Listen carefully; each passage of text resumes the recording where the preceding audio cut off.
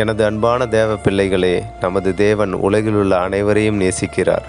யோவான் 3:16. இந்த அன்பு நிபந்தனை உள்ளதல்ல, அது தேவனுடைய குணாதிசயமாக இருக்கிறது. அதன் அடிப்படையில் அவர் ஒரு அன்பின் தேவனாக இருக்கிறார்.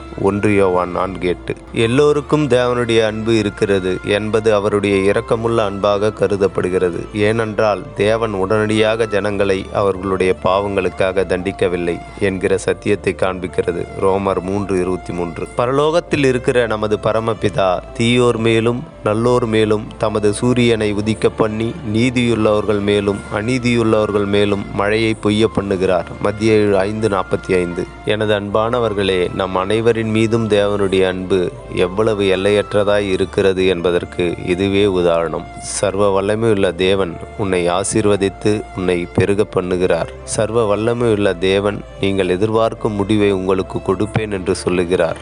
ஆமேன்.